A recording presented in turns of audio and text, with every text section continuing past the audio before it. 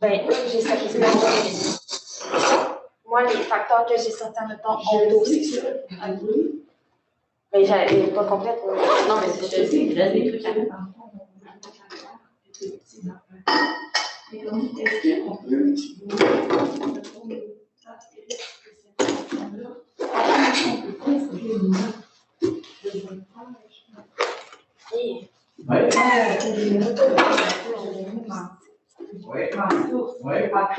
Je sais pas.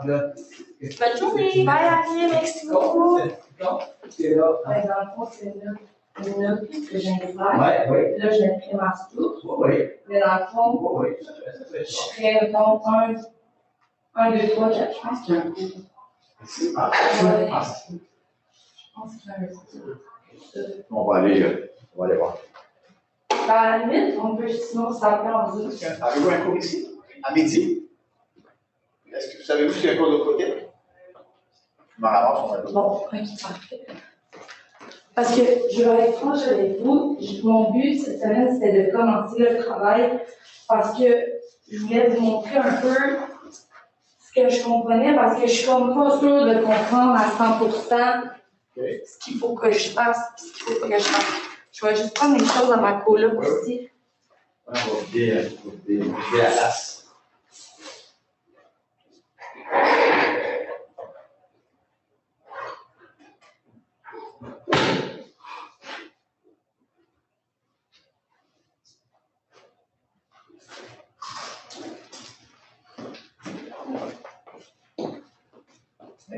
Vider la place.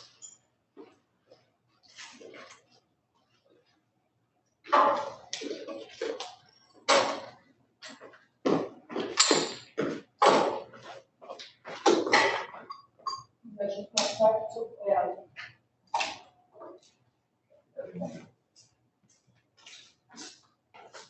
Moi, je pense qu'on est supposé de laver nos bureaux. Un peu. Maman, je vais le faire.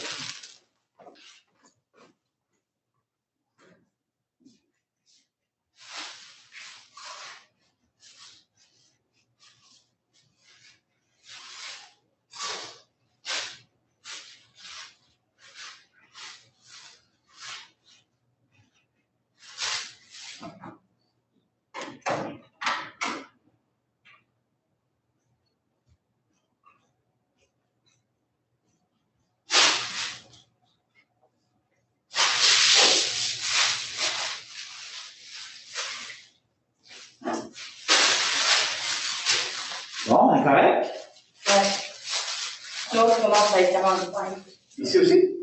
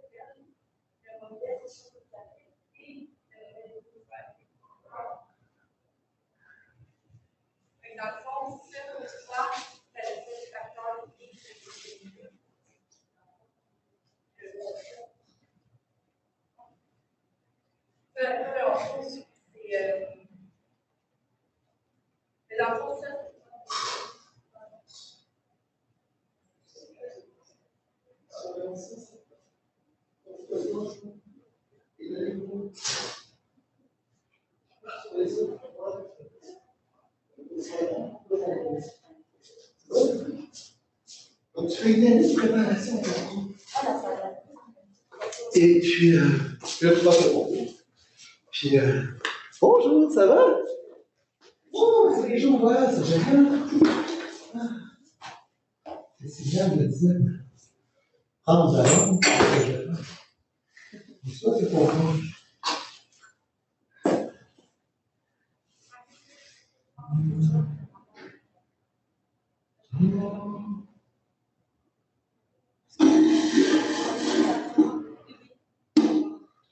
C'est ça, tandis qu'ici, ils font comme juste des entrevues pour checker de Oui, quoi c'est ça, exactement, c'est ça, ici, c'est sur la calvage gêné ou. Oui, c'est vrai. Mais ici, ouais, c'est ça, c'est. En fait, c'est comme si tu veux, dans les entreprises. Ici, sur la base, c'est une entrevue d'un entretien.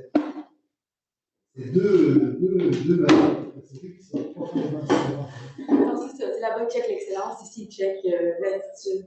Le couple de compétences arbitraires du secteur public. Non, c'est là.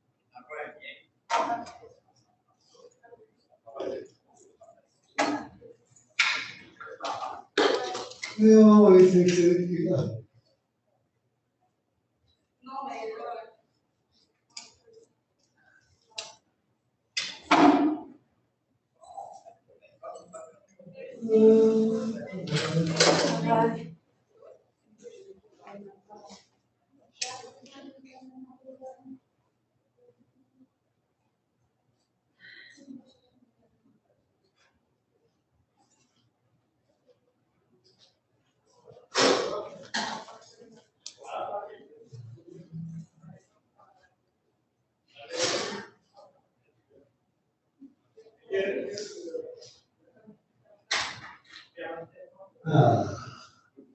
Et ouais, j'ai fait mes devoirs.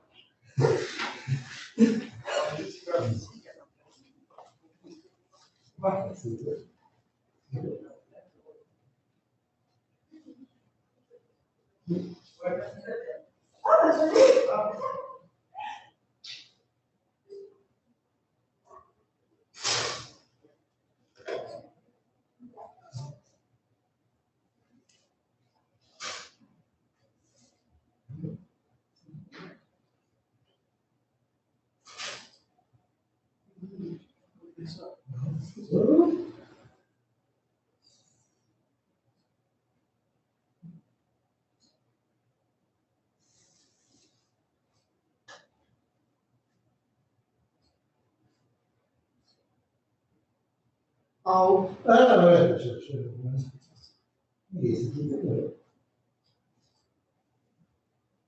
Ah, le white days. Célèbre remarque parce que le contraire de la morale de la générosité.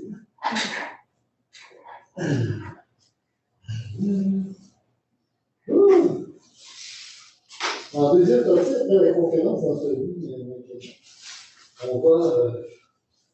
on va regarder comment ça se passe chez en action, imbiber l'idée janséniste. Dans cette année, on va essayer quelques passages de l'autre. Notamment la préface, qui est fort intéressante. Salut! Ça va? Le texte que je distribue est dans le portail de cours. Oui, j'ai accès aux documents. Merci. Ok, parfait.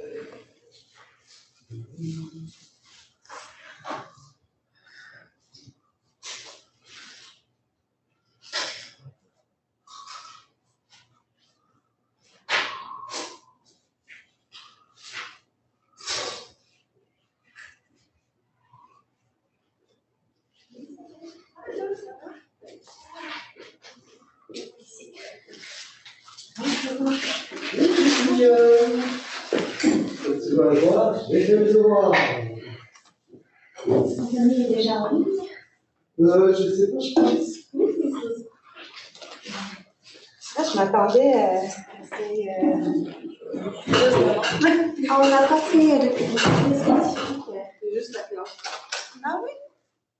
Quelques invités spécifiques, mais c'est pas les conférences départementales.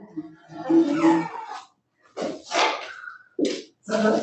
J'ai vu que Ouais, je trouvais ça le stressant. commandant, il a très longtemps. Vraiment stressant. Ben, Écoute, Moi, j'étais sûre que c'était aux 2 semaines. On a eu 6 cours. J'étais sûre que c'était aux 2 semaines. tout un jour, on a une conférence. C'était 3 jours. Je suis pas malade. j'ai les jeunes sont pas J'aime me réveiller. On t'a attendu. Ben, Ça va pour la deuxième fois. Le cours a duré 10 minutes, c'est ça? tout ça, c'est moi ou? Ouais, c'est bon.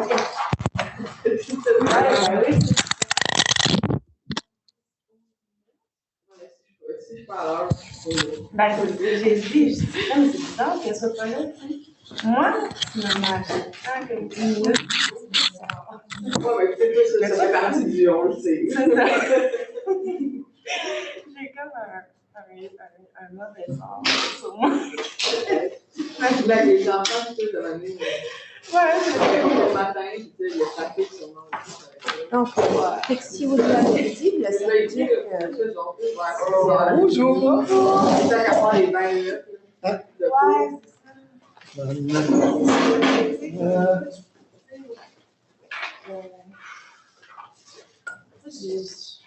Je les ai! Ouais. C'est excellent préface. c'est comme Je sais pas si on s'était mis d'accord sur Ouais, on peut se rencontrer à tout après le cours, mettons, donner 15 minutes pour souffler. Oh, bien sûr, même 30 minutes. Peut-être 15h30, ce serait parfait. Ouais. C'est bon.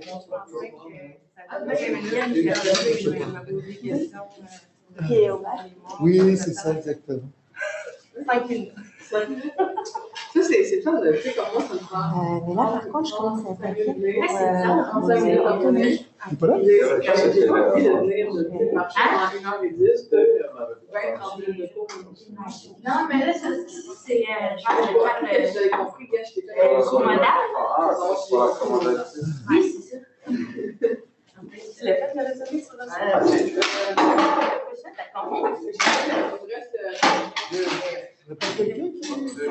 comme j'étais déjà, Non, mais de toute façon, moi, j'ai manqué de temps pour le faire.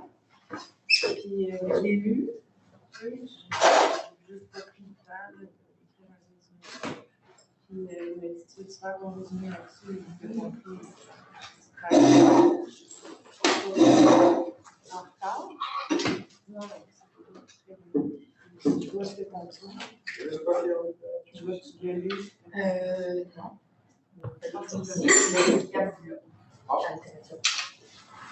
Oh, C'est vraiment moitié-moitié.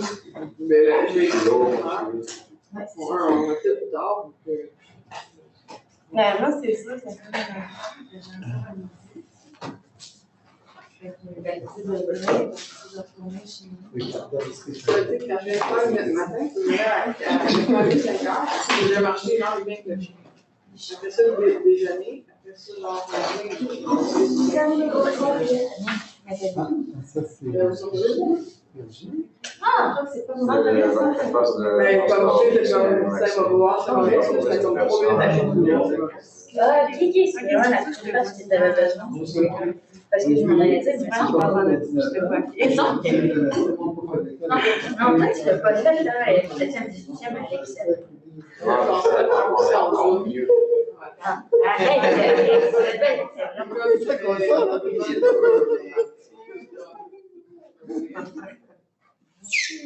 Ouais, quand même.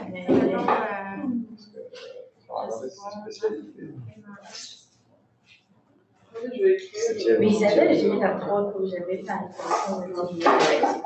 Après ça, j'ai mis dans cette Pourquoi je te mets faire ces petit moyen-âge comme ça.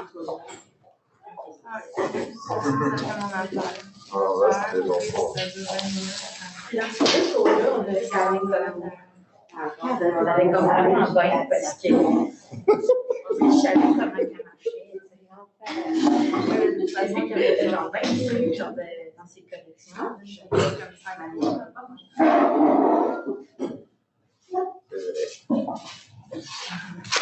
Parce que t'es obligé d'avoir des cours avec les autres. C'est cool. C'est comme si on a travaillé la matière. C'est dégueulasse. Il y a marqué que je l'ai compris ce que je dis. Ok, bon, fine.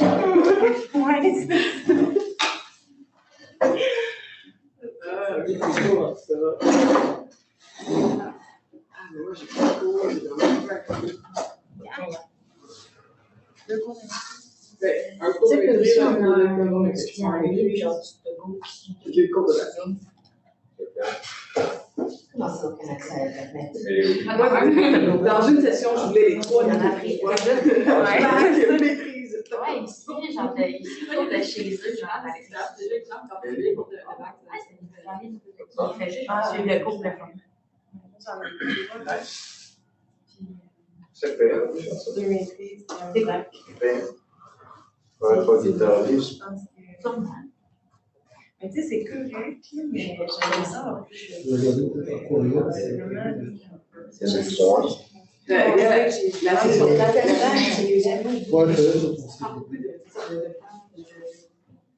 la session passée, j'avais comme 2 bacs puis 1 maîtrise, puis je trouvais que c'était limité. Ouais. Puis là, je suis comme. Moi, il y en a un qui fait totalement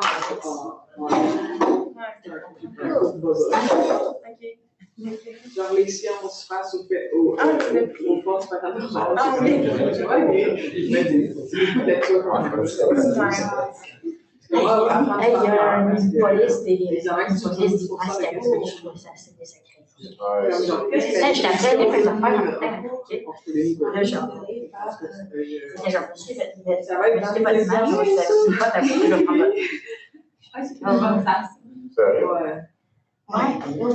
Puis en plus, tu sais, il y a des salles de travail. c'est un cours Il y a que si quelqu'un tu qui a mis son bébé qui s'est avec le fait contrôle F, tu vas avoir un plus. Ah bon? oui, pourquoi t'as mis ton bébé dans son Ok, qu'est-ce que t'as compris du On cours? peut choisir d'être en spot avec. Ah oui, puis Le ça, là, nom, quel cours? je vais te l'envoyer. Ben oui. Moi, c'était cet été. Il me restait 2 cours. Il faudrait que. Tu dois mettre Je sais pas. Ah oui, sûrement, oui. Ah oui, j'ai quand même. Pourquoi les maladies Ah, existent? Comment Avec les téléphoniques, ça marche dans Je une sais un peu deux, mais mon ami m'a dit qu'il y avait les deux, puis que celui-là était plus facile. Je vais le mettre c'est facile.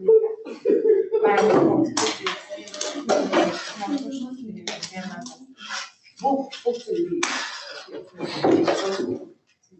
savoir faire léger. Bonjour. Ça va? Oui, oui. Oui, Qu'est-ce qu'il oui. dit, c'est qu'elle va chercher dans les petites connaissances, puis Ah, ouais. chez lui. On devrait peut-être recommencer notre conférencier. Là, il y a un petit problème avec le lien. Tu vas dans le restaurant, après, il va. Parce que quand j'achète mon petit je m'en pensais un peu.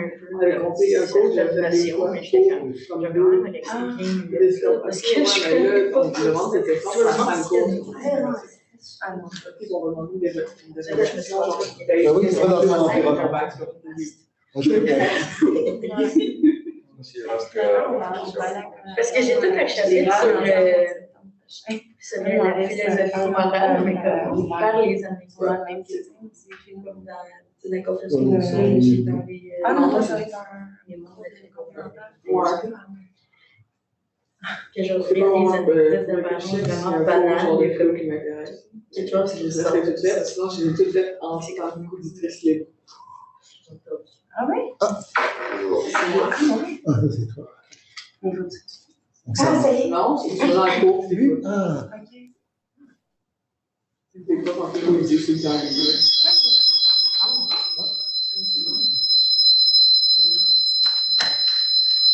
C'est ton son? Connecter en même temps, mais d'habitude, ça fait pas ça. Faudrait que tu coupes ton son. Ouais, c'est ça.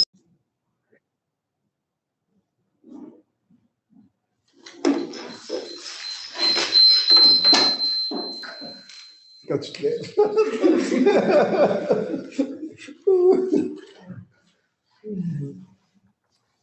Bonjour, Anthony. Bravo. Je croyais que le cours était que Marc-André faisait le cours et que je ne voulais pas interrompre. Non, non, j'avais. Vous m'entendez? Oui, très très bien, oui. Je vais demander à. Là, je ne comprends pas. Avec le masque, vraiment, je comprends pas. Oui, je me démasque. Sylviane est juste là. Voilà, on est en train de. Voilà, puis il y a malheureusement, vous déplacer votre PowerPoint qui. Voilà. D'ici là, regarde, il y a le PowerPoint là, qui. Ah, ça, je ne sais pas comment faire ça. Mais c'est pas grave, nous, on va Parfait. regarder. Il faudrait que vous puissiez m'autoriser à partager l'écran. Oui, mais j'ai quitté le Zoom parce que ça faisait résonner considérablement. Et j'y retourne pour donner des accès. C'est ce qu'il y aurait eu. Ah, voilà, ok, là c'est bon. On vous voit. Si vous avez des écouteurs, je pense que ça va peut-être enlever le retour de son. Ah, mais voilà, c'est ça que je fais sur mon ordinateur d'habitude. C'est exactement ça. Merci. C'est juste ça qu'il faut faire. OK. On devrait bientôt pouvoir posséder. Voilà. Ça va être c'est ça, je te remercie. Comme je disais, j'ai pas mon propre ordinateur, donc effectivement, pour éviter les rétros de son comme ça, il faut brancher quelque chose, des casques, et j'ai toujours ça avec mon ordinateur, mais là j'ai dû le laisser au USB. Donc, c'est un petit stress supplémentaire pour tout le monde. On commence comme ça. Je vais. Tu pouvais donner accès au partage d'écran.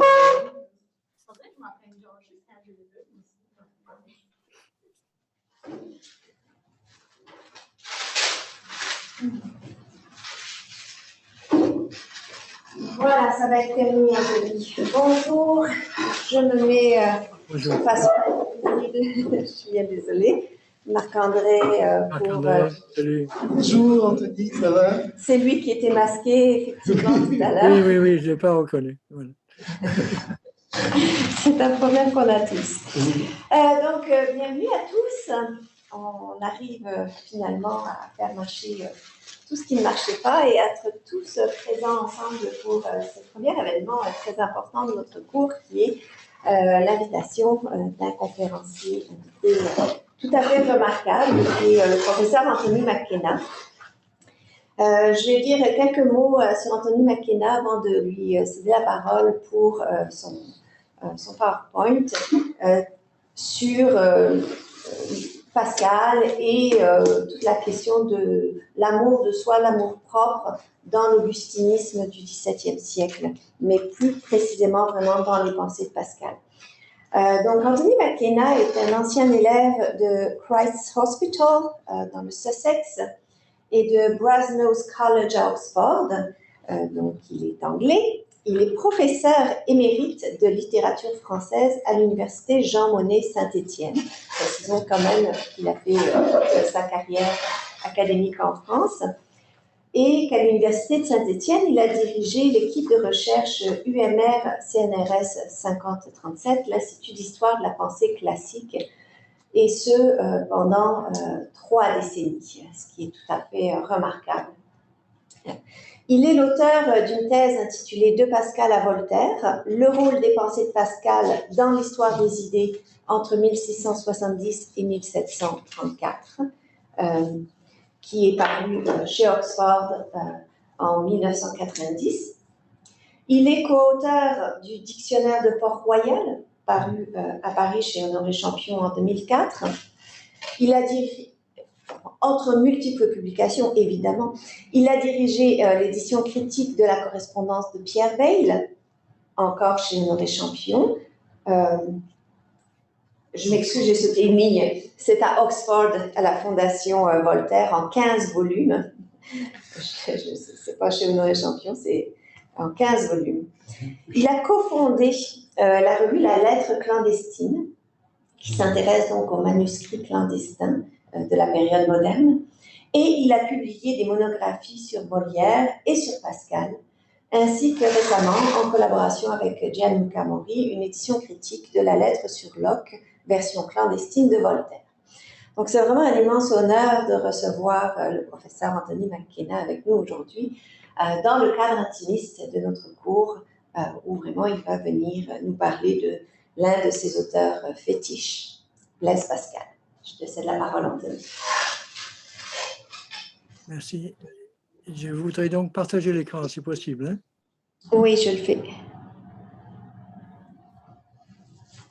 C'est bon.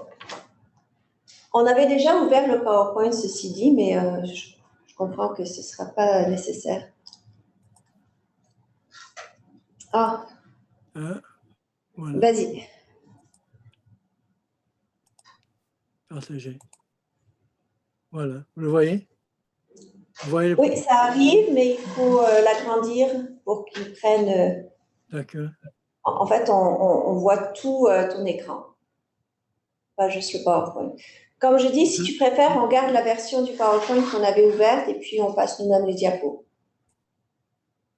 Est-ce que vous voyez comme ça, non? Oui, oui, c'est bien. Comme ça, il va pouvoir lui-même changer. D'accord, c'est bien. Ça occupe tout l'écran, oui? Absolument. J'en profite pour mentionner quand même qu'on a un colloque qui arrive à grands pas du 8 au 10 octobre où Anthony McKenna sera conférencier invité avec le professeur Gianluca Mori. Tous deux viennent de terminer l'édition d'un manuscrit clandestin et ils vont donc venir présenter cette édition et ce manuscrit-là. Et c'est un colloque en philosophie moderne, donc je vous transmettrai l'information si vous ne l'avez pas eu. Les étudiants de philo l'ont lu par office de diffusion, mais les autres étudiants qui sont en lettres, vous pouvez l'avoir par mois. Bien, merci. J'entends assez difficilement ce que vous dites. Vous m'entendez bien? Oui, très bien. Très, très bien. Et vous voyez bien le PowerPoint? Oui. Assez grand. C'est assez grand. Sans problème. OK.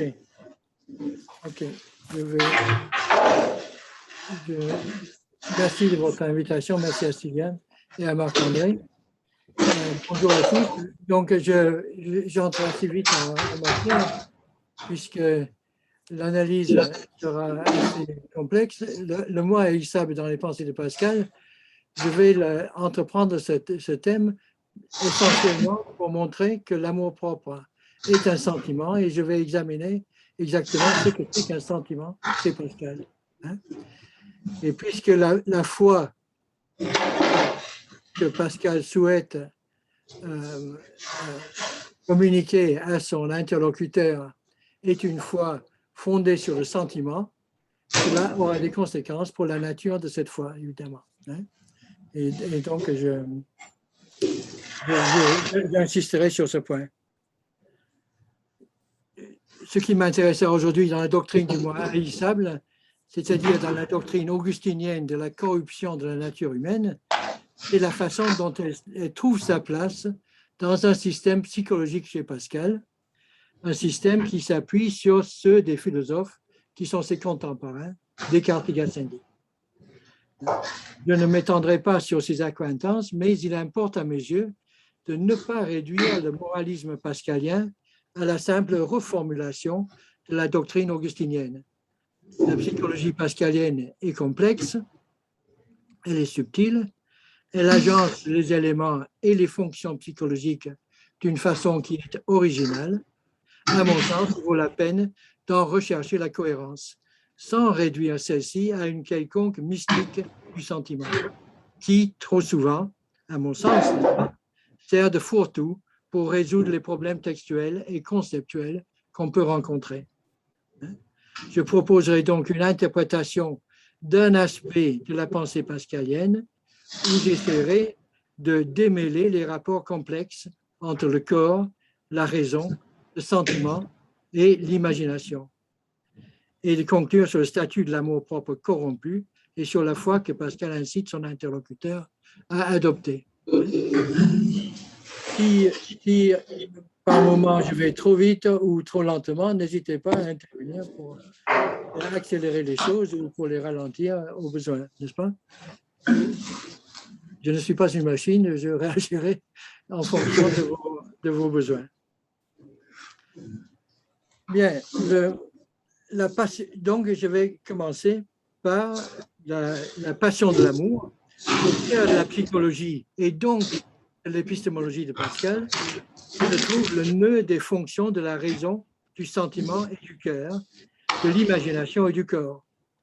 Or, les rapports entre la raison et le sentiment du cœur constituent un des problèmes les plus complexes dans les pensées de Pascal. En particulier, on comprend mal comment le cœur peut être le siège de sentiments tels que l'amour et la foi, et aussi l'instrument par lequel l'homme appréhende les idées primitives ou principes tels que le nombre, le temps, la dimension. Le sentiment chez Pascal semble être à la fois émotion et perception.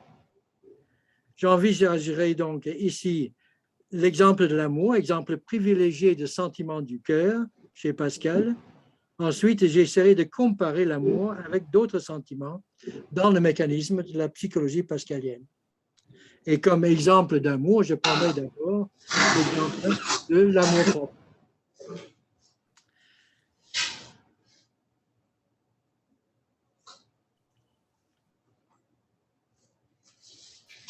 On sait que l'analyse pascalienne de l'amour-propre se fonde sur la doctrine augustinienne des deux amours, l'amour de soi jusqu'au mépris de Dieu et l'amour de Dieu jusqu'au mépris de soi, qui fondent chacun la cité des hommes et la cité de Dieu. Cependant, Pascal apporte une analyse proprement philosophique de ce qui constitue la dépravation du moi haïssable, qui se fait centre de tout. En cela, ce moi est déraisonnable et injuste. Si nous naissions raisonnables et indifférents, et connaissant nous et les autres, nous ne donnerions point cette inclination à notre volonté.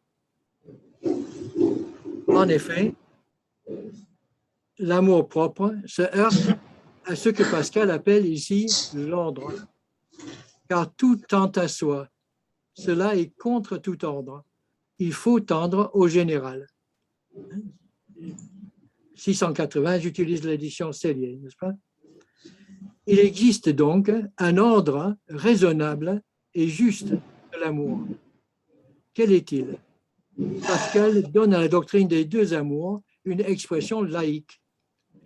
Je dis que le cœur aime l'être universel naturellement et soi-même naturellement, selon qu'il s'y adonne, et il se durcit contre l'un ou l'autre à son choix. Ici, Pascal oppose l'être individuel du moi à l'être universel. L'être universel est le tout dont l'être individuel fait partie. Le choix de la volonté injuste est donc de s'aimer soi-même au mépris de l'amour qu'elle doit, selon l'ordre, à l'être universel. Ce choix n'est pas raisonnable. Dit Pascal, vous avez rejeté l'un, l'amour de l'être universel, et conservé l'autre, l'amour de soi-même, Est-ce par raison que vous vous aimez? L'ordre consiste donc à aimer le tout dont on fait partie. Et cet ordre règne dans tous les domaines de l'activité humaine. Le désordre, qui à l'origine est une dépravation de la volonté, consiste à préférer la partie au tout et à concevoir les intérêts de cette partie comme contraires à ceux du tout. Le désordre est une déraison, symptôme d'une dépravation de la volonté. Le rapport du moi individuel à l'être universel fait l'objet aussi d'un ressouvenir cartésien. Je sens que je puis n'avoir point été, car le moi consiste dans ma pensée, donc moi qui pense n'aurais point été si ma mère eût été tuée avant que j'eusse été animé. Donc, je ne suis point un être nécessaire. Je ne suis pas aussi éternel ni infini. Mais je vois bien qu'il y a dans la nature un être nécessaire, éternel et infini. Dans ce fragment, l'être du moi est opposé à l'être universel, qui est un être nécessaire, éternel et infini. C'est-à-dire, mon être intelligent est opposé à l'être intelligent, pris sans limitation. Or, on sait que par cet être intelligent pris sans limitation, être nécessaire, éternel et infini, Descartes entendait l'être de Dieu. Pascal reprend cette terminologie ailleurs. La vraie et unique vertu est donc de s'haïr, car on est haïssable par sa concupiscence, et de chercher un être véritablement aimable pour l'aimer. Mais comme nous ne pouvons aimer que ce qui est hors de nous, il faut aimer un être qui soit en nous et qui ne soit pas nous. Et cela est vrai dans chacun de tous les hommes. Or, il n'y a que l'être universel qui soit tel. Le royaume de Dieu est en nous, le bien universel est en nous, et nous-mêmes, il n'est pas nous.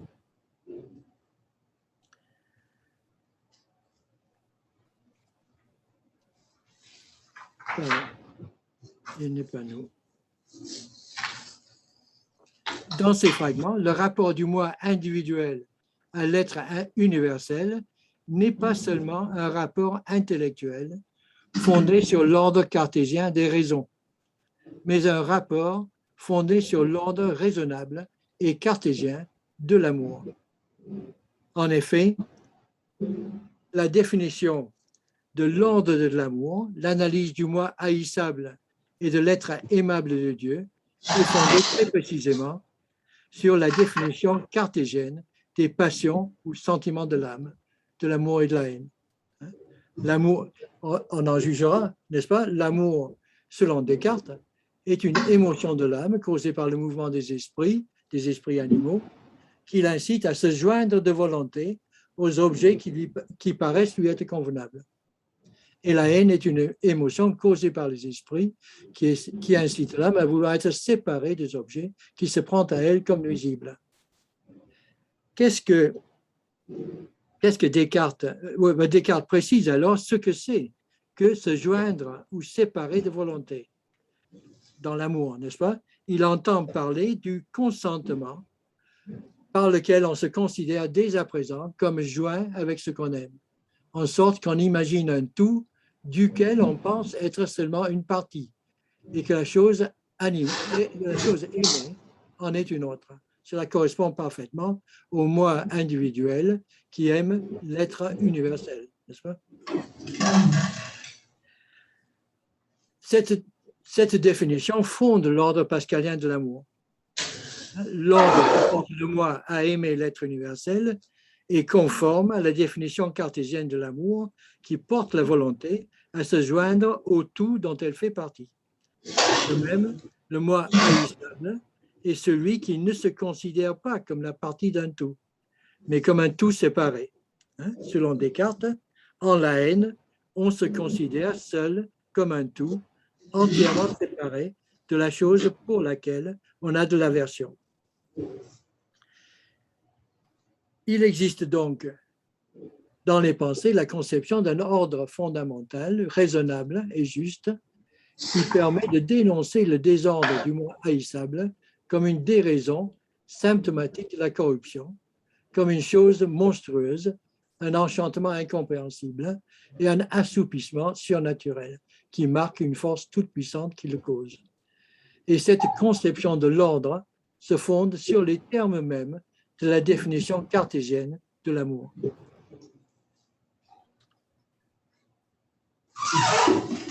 En effet, pardon, de l'amour, en effet. OK.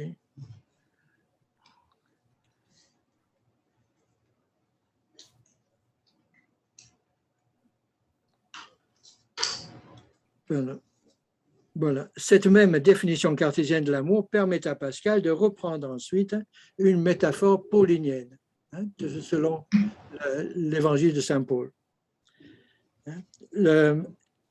D'abord, Pascal définit le tout. Pour régler l'amour qu'on doit à soi-même, il faut s'imaginer un corps plein de membres pensants, car nous sommes membres du tout, et voir comment chaque membre devrait s'aimer. Ensuite, le bonheur du membre individuel est défini en fonction de son appartenance au tout. Pour faire que les membres soient heureux, il faut qu'ils aient une volonté et qu'ils la conforment au corps.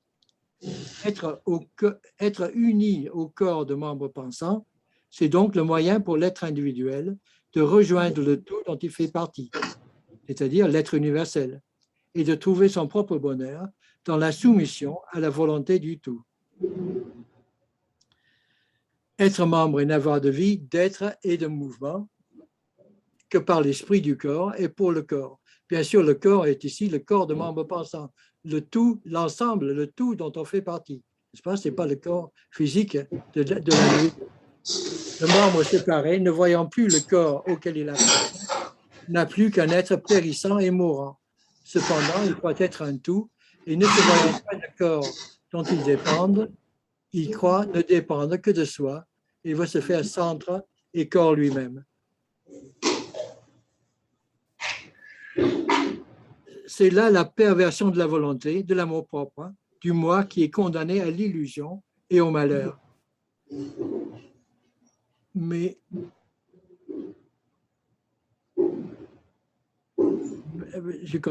néanmoins en soi de principe de vie, il ne fait que s'égarer et s'étonne dans l'incertitude de son être, sentant bien qu'il n'est pas corps, qu'il n'est pas d'un tout en lui-même, et cependant ne voyant point qu'il soit membre d'un corps. Enfin, il vient à se connaître, il est comme revenu chez soi et ne s'aime plus pour le corps. Il plaint ses égarements passés. Être membre du corps de membres pensants, image paulinienne de l'Église invisible de la communauté des fidèles, implique en ce sens une conversion de la volonté égoïste. Le moi haïssable est habité par un amour illusoire de soi-même et se prend pour un tout.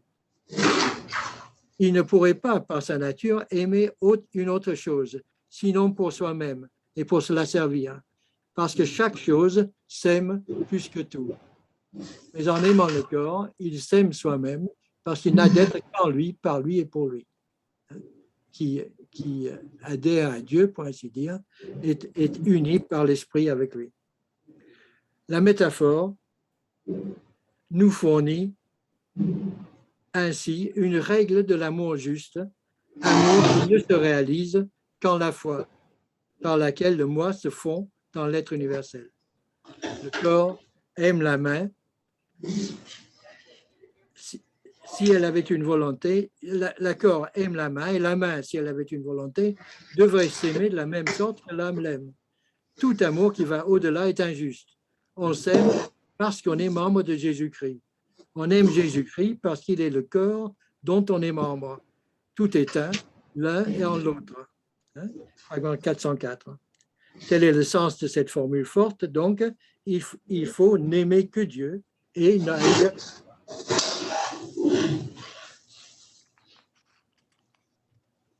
Nous avons donc découvert que l'amour propre est conforme à la définition de l'amour selon Descartes et que l'amour propre Habité par l'amour-propre, l'individu se croit un tout en lui-même et ne reconnaît pas son appartenance au tout dont il devrait faire partie.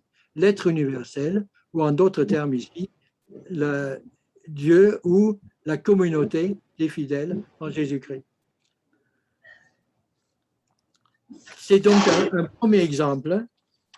La définition cartésienne de l'amour a servi à Pascal à conduire l'interlocuteur d'une conception laïque de la passion ou du sentiment à l'image biblique de l'Église, communauté de ceux qui aiment Dieu, l'être universel.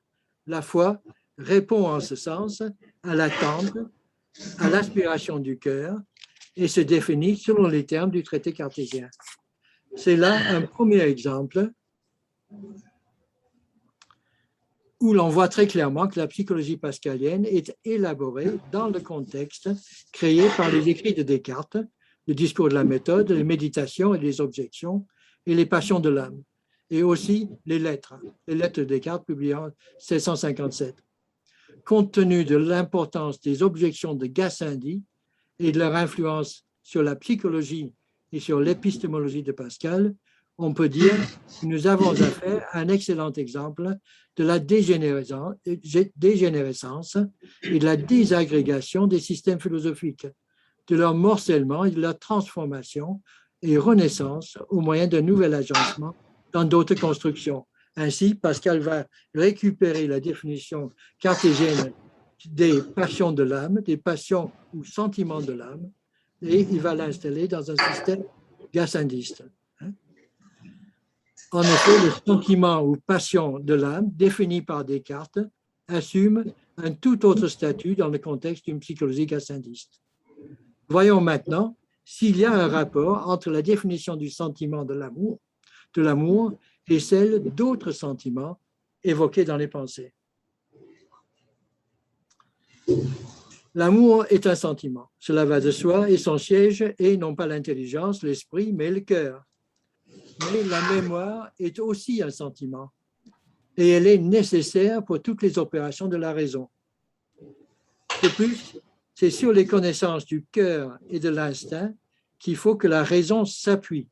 C'est le cœur qui sent les principes, comme qu'il y a espace, temps, mouvement, nombre. Et c'est en ce sens que tout notre raisonnement se réduit à céder au sentiment. Les instruments initiaux, les concepts élémentaires, les premiers principes de tous nos raisonnements nous sont fournis par le cœur. Nous connaissons la vérité, non seulement par la raison, mais encore par le cœur. C'est de cette dernière sorte que nous connaissons les premiers principes. Et c'est en vain que le raisonnement, qui n'y a point de part, essaie de les combattre. D'où vient donc ce sentiment des principes? Voyons comment est créé un sentiment chez Pascal.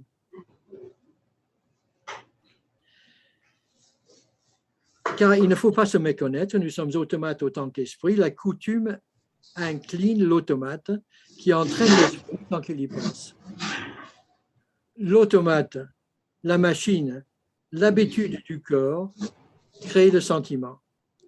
Et une fois que l'esprit a vu où est la vérité, Pascal a recours à ce mécanisme pour ancrer dans le sentiment une conviction qui risquait... Pardon. Excusez-moi.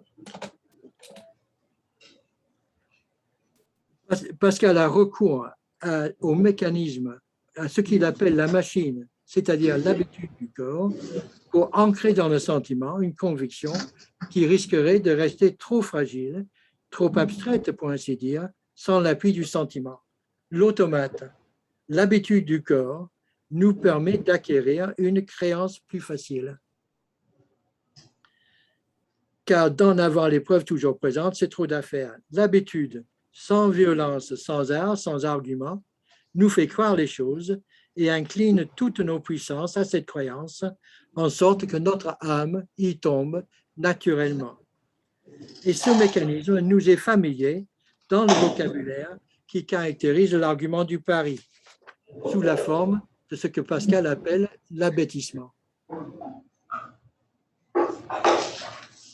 naturellement même, cela vous fera croire et vous abattira.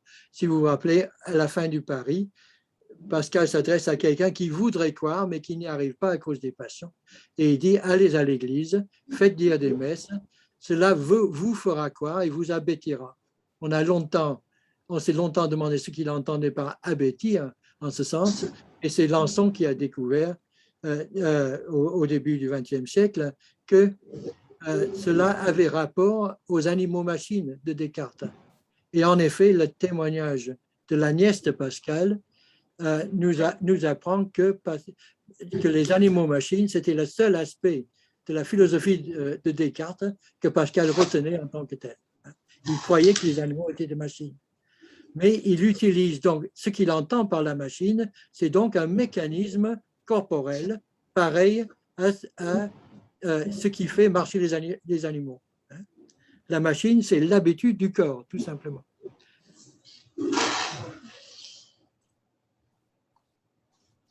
Naturellement, même cela vous fera croire et vous abêtira, pardon.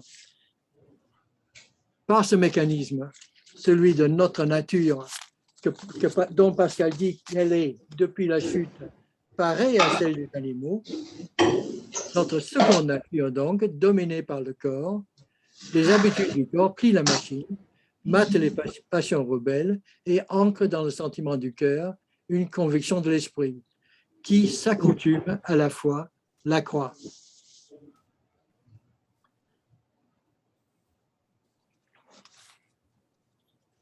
Pardon. C'est la loi de toutes nos opinions, de toutes nos convictions, de tous nos sentiments. La coutume est notre nature. Le corps joue donc un rôle primordial dans la naissance des sentiments et le sentiment de la foi n'échappe pas à cette loi de notre seconde nature. Se pose alors un problème de cohérence. Dans le fragment 142, le cœur sans les principes, et c'est sur les connaissances du cœur et de l'instinct que la raison doit s'appuyer. Quel rapport entre ce sentiment des principes et l'automate qui crée les sentiments dans les fragments qu'il vient de citer? Un premier indice nous est fourni par le début même du pari. L'âme est jetée dans le corps où elle trouve nombre, temps, dimension. Elle raisonne là-dessus et appelle cela nature, nécessité, et ne peut croire autre chose. Cette formule confirme le rôle du corps dans la naissance du sentiment. Mais qu'est-ce à dire l'âme trouve dans le corps? Le fragment des deux infinis fournit une clé. Pascal il propose une sorte de cheminement épistémologique par lequel nous aboutissons à la définition des principes. Toutes les sciences sont infinies en l'étendue de la recherche, car qui doute que la géométrie, par exemple, a une infinité de propositions à exposer. Elles sont aussi infinies dans la multitude et l'infinité de leurs principes, car qui ne voit que ce qu'on propose pour les derniers ne se soutiennent pas d'eux-mêmes et qui sont appuyés sur d'autres, qui en ayant d'autres pour appui ne souffrent jamais de derniers. Mais nous faisons des derniers qui paraissent à la raison, comme on fait dans les choses matérielles, où nous appelons un point indivisible, celui au-delà duquel nos sens n'aperçoivent plus rien, quoique divisible infiniment et par sa nature. Ainsi, les sciences sont infinies dans la multitude et la délicatesse de leurs principes. Notre esprit est incapable de saisir ces principes infiniment délicats. Les principes que nous fournit le cœur ou le corps correspondent donc à ce que nous appelons un point indivisible dans les choses matérielles. En d'autres termes, l'évidence des principes est un effet de la limitation de la vue claire de l'esprit. Et cette limitation est imposée par le corps. Trouver dans le corps signifie donc ici que ces principes sont ceux qui nous apparaissent comme premiers ou derniers auxquels nous puissions remonter, parce que le corps obscurcit la vue claire de l'esprit. En ce sens, les principes sont ceux qui apparaissent en esprit uni à un corps. Le corps détermine ainsi notre vision des choses. Nous analysons le monde selon nos principes, nous appelons cela nature, nécessité, mais cette nécessité n'est que celle de notre nature corporelle, non pas celle du monde que nous percevons. Il y a quelqu'un qui n'a pas fermé son micro et qui se mouche souvent. Il serait gentil de fermer le micro. Je ne vois pas qui ça peut être, mais c'est parce qu'on a un micro général pour toute la salle, on ne peut pas le fermer. Donc, on va juste essayer d'être plus silencieux. Ok, on fait comme on pourra. Je ne me laisserai pas distraire. Ah, mais je peux peut-être fermer le micro. Je vais essayer. Je n'entends pas. Je n'entends pas. Ça fait rien, c'est pas grave.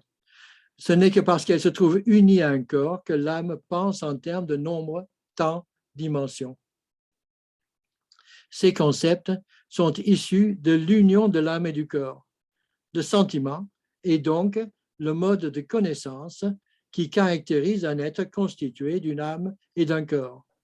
Ce fragment confirme, à mes yeux, le rapport de dépendance qui lie les sentiments au corps et confirme du même coup que nous n'avons pas affaire à une intuition intellectuelle. Jamais chez Pascal, l'esprit ne fonctionne indépendamment du corps. L'âme n'a pas, comme chez Descartes, ses espèces à part. Au contraire, les idées primitives sont trouvées dans le corps et senties par le cœur. Cette perspective me semble confirmer la dimension anticartésienne du sentiment pascalien. De plus, elle est parfaitement compatible avec les formules cruciales du fragment de l'esprit géométrique sur la science humaine de la mathématique. En effet, Pascal distingue entre le véritable ordre qui définit une science parfaite, qui consiste à tout définir et à tout prouver. Et il distingue donc cette science parfaite de la géométrie, qui est la science humaine la plus parfaite. Ce qui fait déchoir la géométrie de la perfection accomplie du véritable ordre est qu'elle se fonde sur des termes qui ne sont pas définis.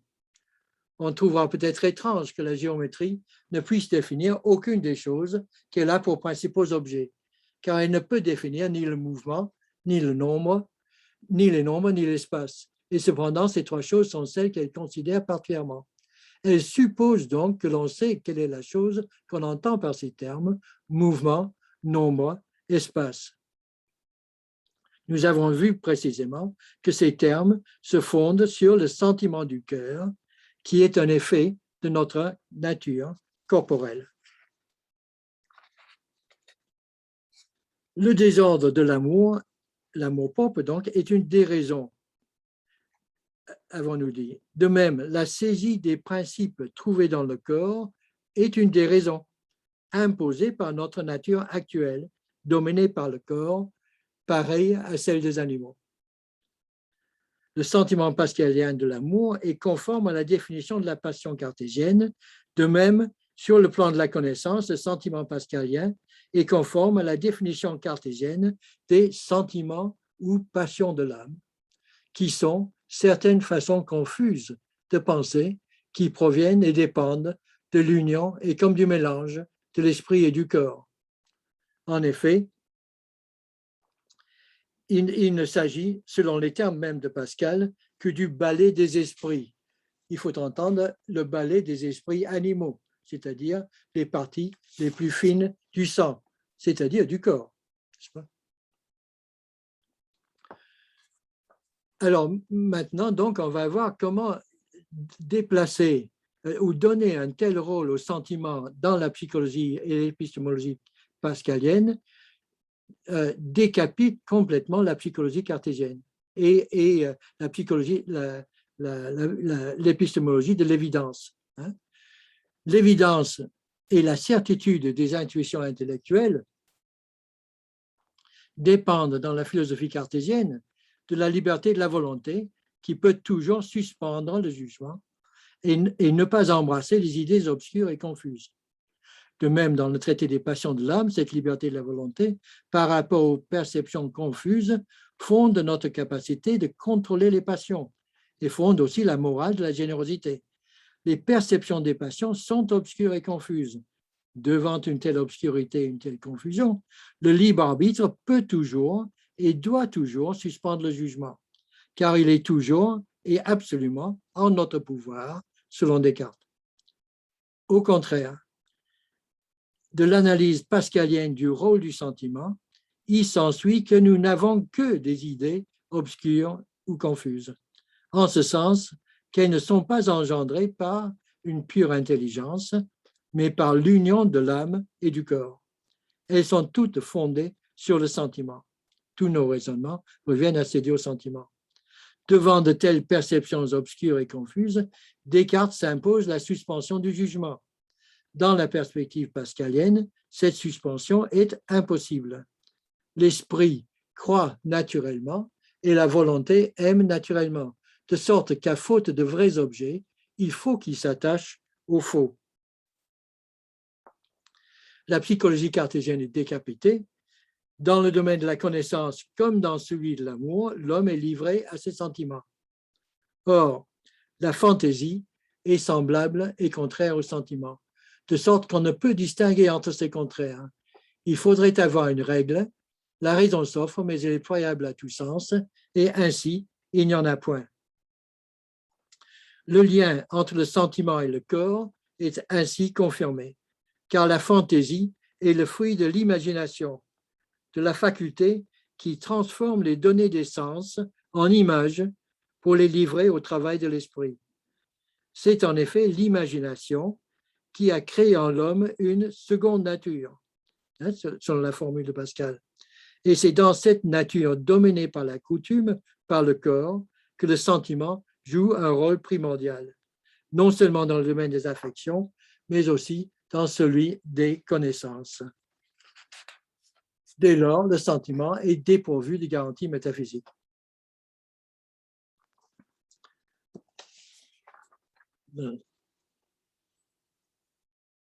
Tandis que Descartes fondait sur la véracité divine la garantie que l'évidence ne pouvait le tromper, l'épistémologie pascalienne est privée de garanties divines. Dieu tente, mais il n'induit pas en erreur. C'est-à-dire que Dieu ne nous oblige pas à prendre nos certitudes pour des vérités absolues qui s'imposeraient à Dieu même. L'homme peut reconnaître ainsi son incapacité à atteindre par ses propres forces la vérité sans que Dieu le trompe et sans que sa véracité soit mise en cause.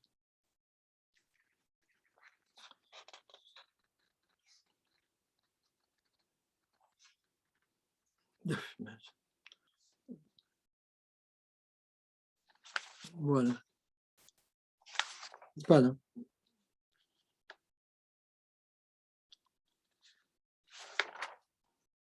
L'homme reconnaît sa misère, il reconnaît qu'en perdant sa première nature, il a perdu sa capacité initiale de se détacher de l'emprise du corps et de l'incertitude qui en découle. Je développe maintenant un raisonnement sur la nature du sentiment et la conception de la grandeur de la nature humaine. Principalement parce que certains interprètes de Pascal tiennent le sentiment pour la grandeur de l'homme. C'est une grave erreur d'interprétation, à mon sens. Si on doutait du statut du sentiment, si on était tenté de lui attribuer une quelconque grandeur, d'après le titre de l'alias ou dossier 7 grandeur, il suffirait pour dissiper cette illusion de nous tourner vers un sentiment que Pascal désigne lui-même expressément comme erroné.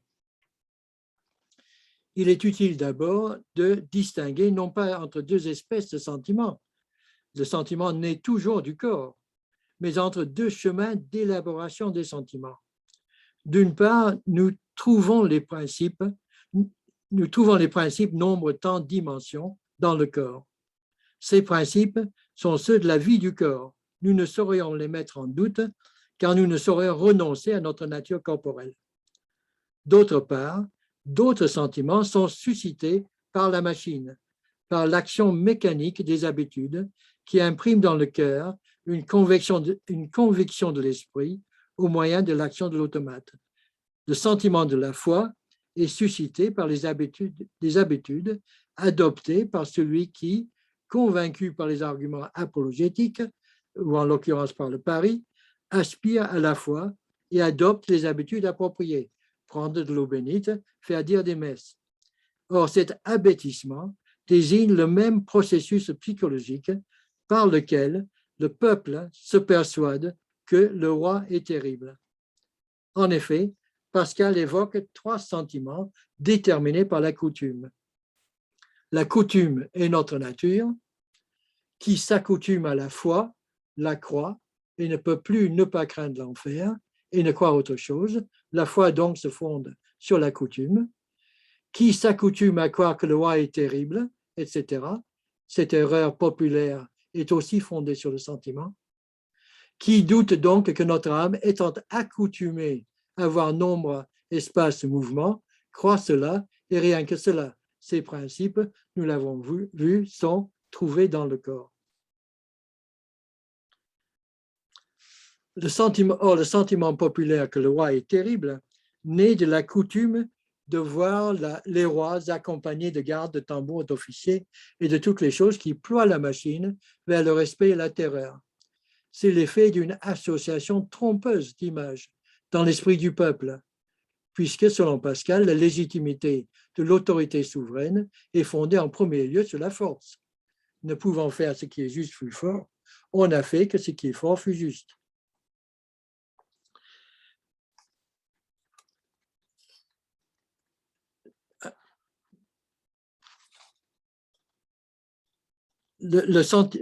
Pardon.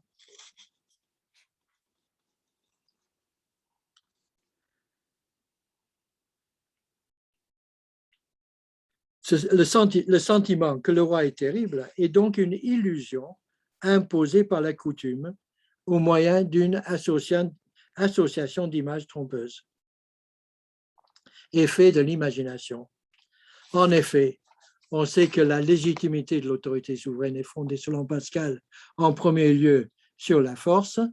L'art de régner est un art de l'imposture, un art du bon usage de l'imagination du peuple. La force est la reine du monde, et non pas l'opinion, mais l'opinion est celle qui use de la force. Je ne sais pas si je développe ce point pour insister sur le fait que le sentiment que le roi est terrible, c'est-à-dire la peur du monarque et l'habitude du peuple de reconnaître dans le roi une majesté et un pouvoir divin, est une erreur fondée sur le sentiment. Et ce sentiment est engendré par une association d'images entre la force qui accompagne le roi et sa personne, entre les soldats qui entourent le roi et sa personne. La persuasion que le peuple a que le roi est terrible, selon la formule de Pascal, que le roi est terrible, qu'il est admirable, qu'il est à craindre, c'est ce que Pascal appelle une corde de l'imagination, imposée par l'imagination et par la coutume. Il fonde une opinion du peuple qui est saine, c'est-à-dire qui est utile, mais qui ne l'est pas dans sa tête, dans la tête du peuple, car le peuple pense que la vérité est ou elle n'est pas. La vérité est bien dans leurs opinions, mais non pas où ils se le figurent. Voici donc un sentiment manifestement erroné et désigné comme tel, fondé sur le même mécanisme de l'abêtissement, l'effet de notre nature dominé par le corps, par le même mécanisme de l'abêtissement que le sentiment de la foi. La coutume est notre nature. Loin de les tenir pour transcendants, Pascal désigne les sentiments comme étant suscités par la machine, par la domination du corps, qui est la loi de notre seconde nature. Le sentiment n'est donc pas la grandeur de l'homme. Voilà, j'ai résumé ceci. Cela a des conséquences importantes pour la nature de la foi humaine, n'est-ce pas? Puisque la foi est un sentiment, selon Pascal. La machine désigne des actes extérieurs qui entraînent une conviction intérieure. c'est le processus d'enracinement en nous du sentiment de la foi humaine. L'abêtissement constitué par le sentiment populaire erroné que le roi est terrible constitue le modèle de la naissance d'une foi humaine. En l'occurrence, cette foi politique populaire exprime par des actes extérieurs de soumission une conviction intérieure. Elle est humble, sincère, intense, fervente et suscite l'amour et même l'adoration dans le cœur des courtisans de Louis XIV. Néanmoins, elle reste illusoire. Par une analyse raisonnée de ce sentiment populaire, Pascal révèle qu'il naît d'une confusion des images fournies par l'imagination, confusion confirmée par l'habitude d'associer le visage du roi avec les soldats qui l'entourent. L'analyse rationnelle découvre ainsi que ce sentiment n'est qu'une fantaisie. L'abêtissement a fonctionné au service d'une erreur. Il n'y a là aucune transcendance dans ce sentiment.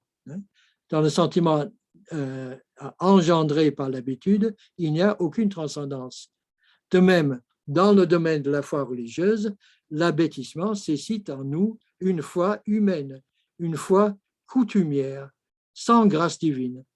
Cette foi humaine est utile, si une apologie peut être utile, puisqu'elle incite l'interlocuteur à s'offrir par les humiliations aux inspirations de la grâce, qui seules peuvent faire le salutaire effet.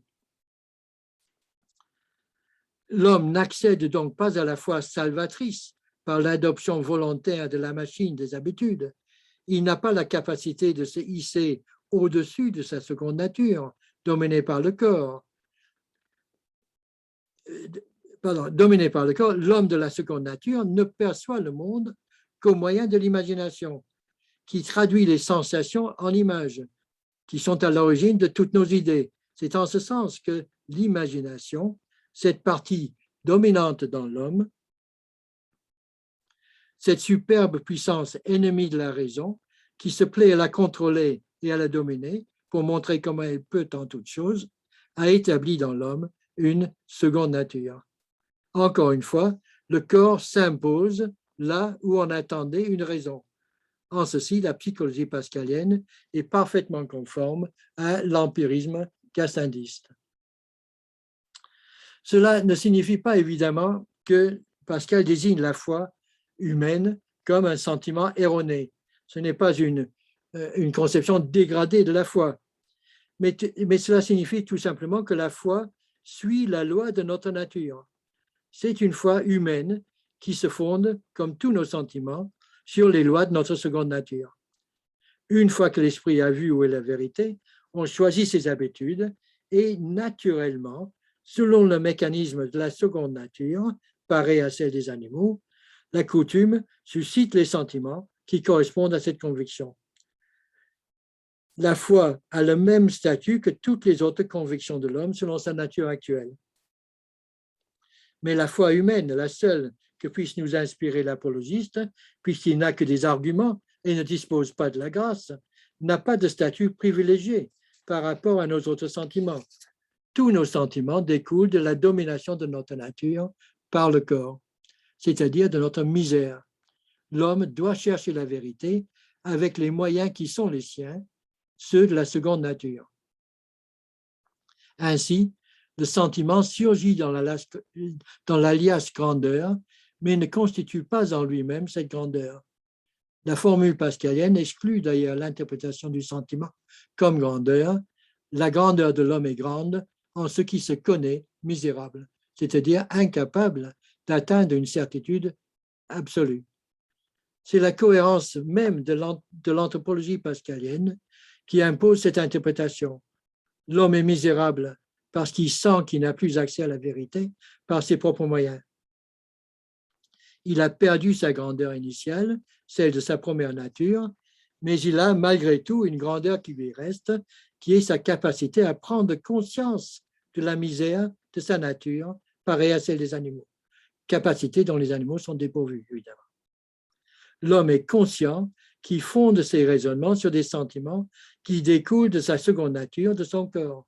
Il sait que ces sentiments peuvent être trompeurs. Comment en serait-il autrement?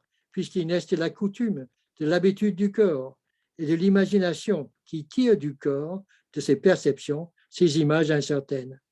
Mais raisonnant selon la logique de cette seconde nature, il faut procéder par ordre, se convaincre des preuves fondées sur les témoignages historiques, c'est-à-dire en fin de compte sur le corps, sur la perception des témoins, tout en sachant que ces témoignages et ces sentiments sont incertains. L'homme n'a pas directement accès à la vérité, il doit faire de son mieux, chercher son salut avec les facultés qui sont les siennes, celles de la nature déchue. Il s'ensuit également de l'analyse pascalienne que le sentiment de la foi, qui naît des habitudes, motivé par une conviction, n'est pas en soi la grâce. Le sentiment de la foi est suscité par les habitudes de celui qui s'est convaincu de la vraisemblance des témoignages bibliques. Il a ouvert son esprit aux preuves. Il s'y est confirmé par la coutume et il s'offre par les humiliations aux inspirations de la grâce, qui seules peuvent faire le vrai et salutaire effet. Revenons donc en conclusion sur l'amour propre. Nous avons vu qu'il est une passion dévoyée, un égoïsme ou égocentrisme qui nous est imposé, qui nous est naturel, en ce sens qui fait partie de notre seconde nature. Et cette seconde nature nous est imposée, selon l'interprétation augustinienne, en punition du péché originel. C'est le trait commun du moralisme augustinien qui fait l'objet de votre séminaire. Pascal dénonce le moi haïssable qui se fait le centre de tout et qui est l'ennemi et voudrait être le tyran de tous les autres. Car ce désordre est le symptôme d'un renversement dans la nature de l'homme. Toutes les passions sont coupables car elles ont toutes leur source dans l'amour-propre. La Rochefoucauld de même désigne une perversion de la volonté, un amour de soi et de toute chose pour soi qui fonde tous nos actes et qui les dénature. Les hommes sont incapables d'une action qui ne soit pas motivée par l'égoïsme, par l'intérêt et par la vanité.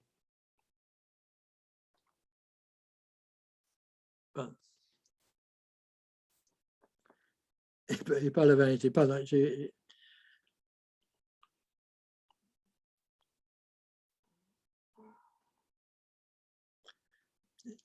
Par l'intérêt et par la vanité qui constituent la force vive de l'amour-propre. Dans la même perspective augustinienne, Pierre Nicole constate l'omniprésence de cette perversion du cœur et il compare une société fondée sur la charité avec une société fondée sur l'amour-propre. Les apparences sont identiques.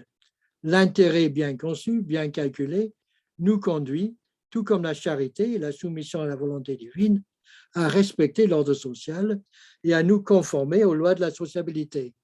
Mais sous ce vernis d'honnêteté subsiste la pulsion coupable qui a été canalisée, apprivoisée, mais non pas anéantie par la conversion. Ces deux sociétés si semblables en apparence s'opposent donc selon le critère fondamental de la morale.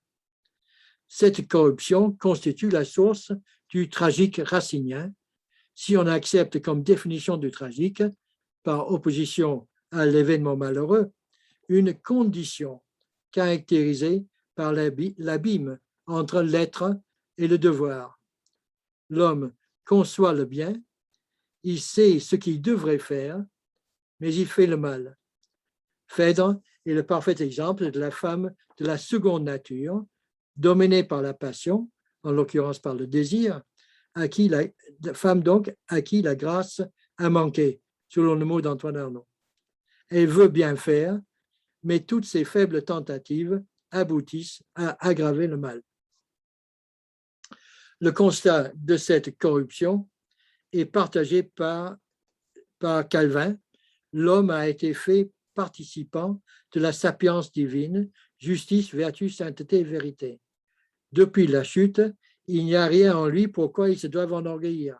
En effet, sont survenues horribles pestes, à savoir ignorance, faiblesse, ordure, vanité, injustice. Cette est la corruption héréditaire, laquelle les anciens ont appelée péché originel, dénotant par ce mot de péché la dépravation de notre nature. Et cette perversité n'est jamais oisive en nous. Le portrait calvinien de la nature corrompue comporte tous les traits qui caractérisent la doctrine augustinienne, et nous retrouvons ces mêmes termes dans les œuvres de Bayle. Le fait, dit-il, savoir que la condition de l'homme est très misérable ne peut être contesté.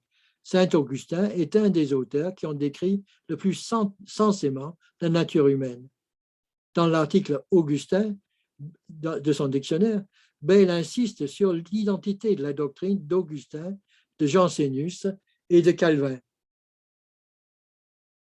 Je saute cette citation. Suivant l'exemple de Calvin, il ramène souvent ses conclusions à la parole prêtée par Ovide à Médée, Video meliora proboque, deteriora sequor. Et selon l'exemple aussi de Calvin, on peut traduire cette formule selon les paroles de saint Paul: je ne fais pas le bien que je veux, mais je fais le mal que je ne veux point. J'ai bien le vouloir, mais le parfaire me défaut. Je veux faire le bien, mais je fais le mal.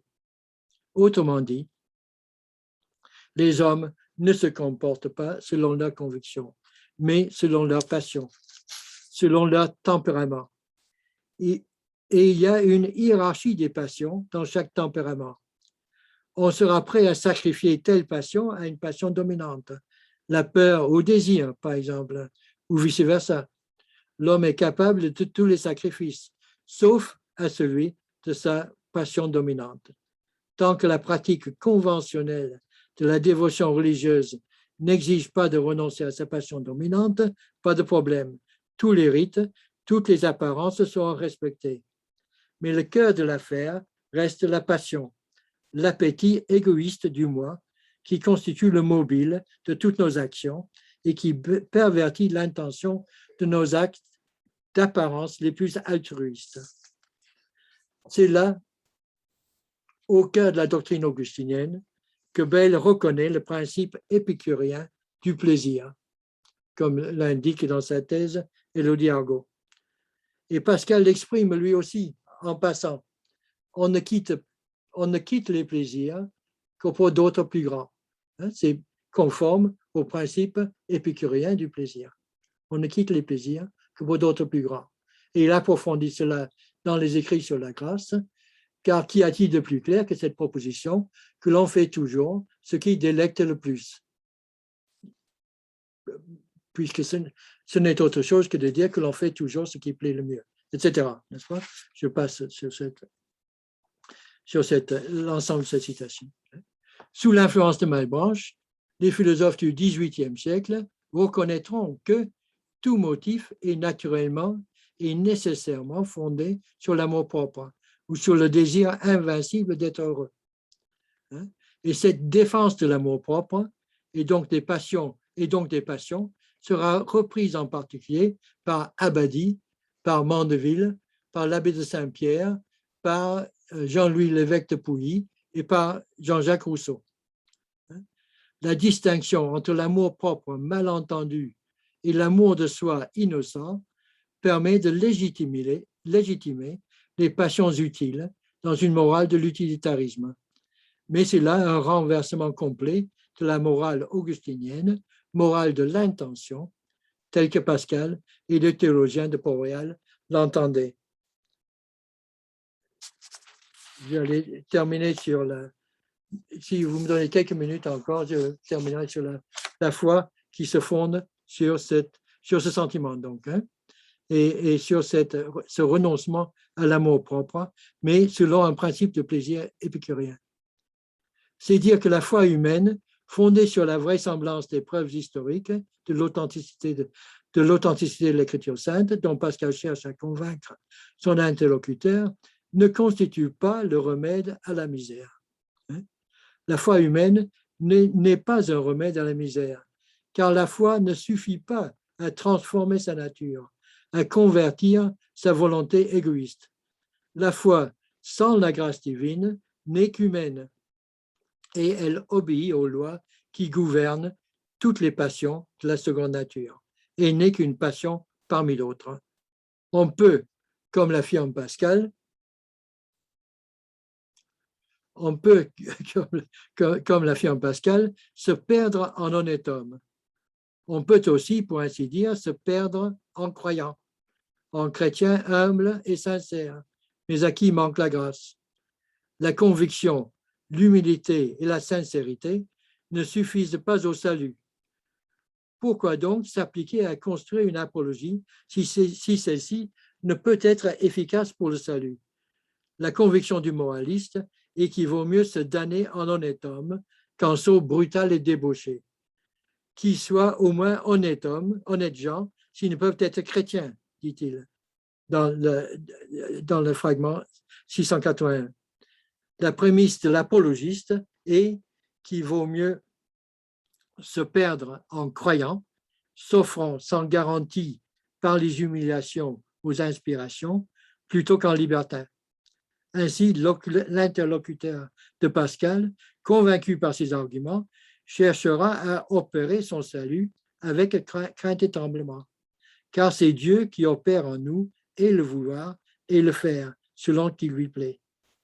La foi de la seconde nature étant coutume, elle est soumise à la loi du tempérament, qui résume les effets des habitudes. C'est ce qui fait que les effets de la grâce ne se distinguent pas aux yeux des hommes, y compris du sujet lui-même, ne se distinguent pas de ceux du sentiment imprimé en notre cœur par la machine. On ne peut pas distinguer entre la foi engendrée par l'habitude et la foi engendrée par la grâce. Ce que l'on pense faire sous l'effet de la grâce, qui n'est d'ailleurs pas inadmissible, qu'on peut perdre, s'accomplit peut-être sous l'effet des habitudes et du tempérament. Dieu seul sonde les reins et les cœurs.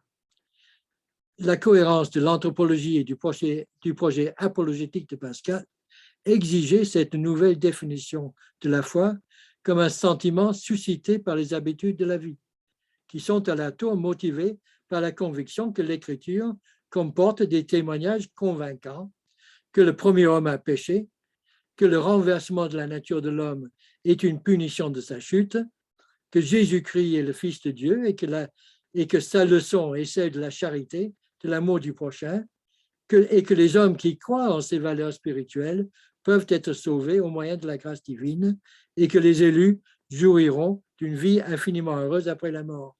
Cette foi humaine-là, cette conviction, ce sentiment, cette passion de l'âme est en effet conforme à la seconde nature humaine. Je vous remercie.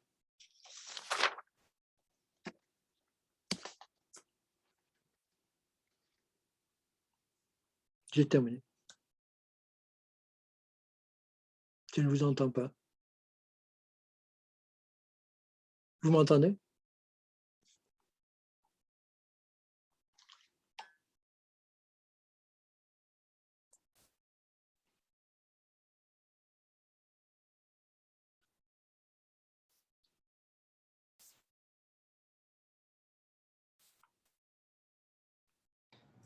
Bon, est-ce qu'on m'entend? Oui, j'entends maintenant. Bon, c'est parfait. On a applaudi, mais je crois que Voilà. Merci beaucoup, Anthony, pour cette conférence extrêmement riche. C'est presque déprimant parce que dans ce que tu as dit de manière très, très concentrée en 1 heure, on aurait la matière de 2 cours facilement de 3 heures chacun. On salue d'ailleurs Daniel Garber qui se joint à nous à mon invitation et qui ne pouvait pas être là à midi parce qu'il enseignait, donc bienvenue à toi Daniel. Simplement, je ne sais pas trop comment on peut gérer le temps. On vient de passer un peu plus d'1 heure autour de cette conférence-là. Est-ce qu'il y a des questions immédiatement qui émergent du public? Sinon, c'est certain qu'il y aurait une discussion, comme je dis, qui pourrait durer plusieurs heures. Oui, Marc-André.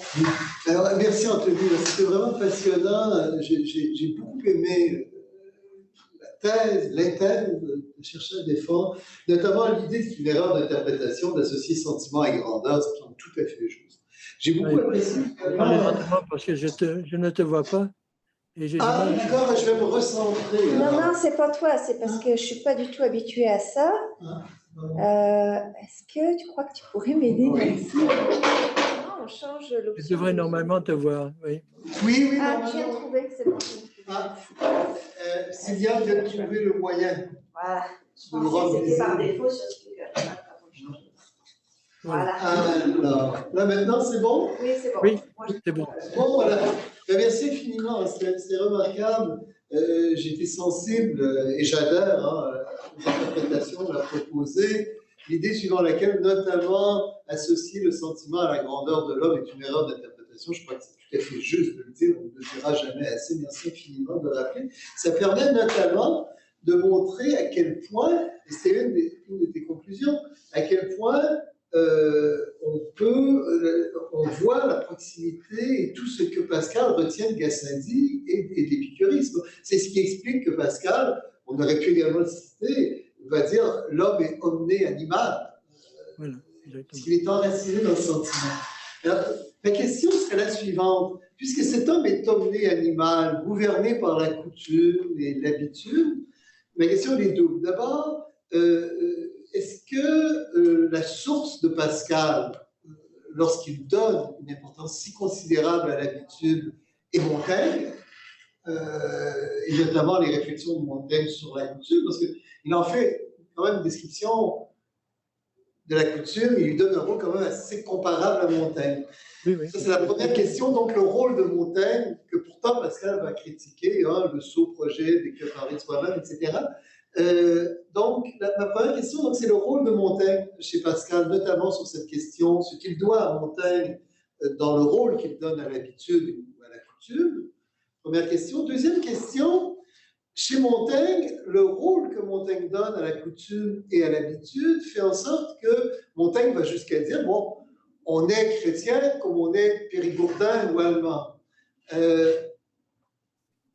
D'une certaine mesure, Pascal pourrait aller jusque-là, mais pas tout à fait, en raison, évidemment, de l'idée qu'il se fait de la grâce. Alors, et ma question, c'est, il pourrait aller jusque-là, mais pas tout à fait. Ma question est dans le pas tout à fait, c'est-à-dire que, en faisant en sorte que la foi humaine occupe une telle place dans l'idée qu'il se fait de la foi, ça fragilise quand même considérablement l'argumentaire chrétien. Ça ne fait tenir qu'à un principe qu'on ne voit pas, absolument invisible, qu'on ne peut même pas appréhender en soi avec certitude ni chez les autres. Alors, la deuxième question procède de cela.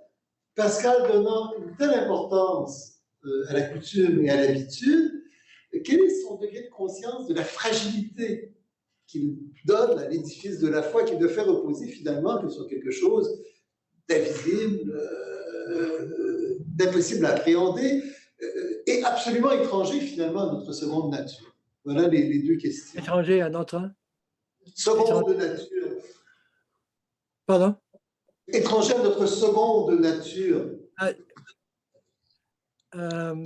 Non, cette foi n'est pas étranger à notre seconde nature, puisque notre seconde nature, c'est la coutume. Oui, c'est ça. Cette seconde, la foi telle qu'il la conçoit, engendrée par la coutume, est précisément conforme à la seconde nature.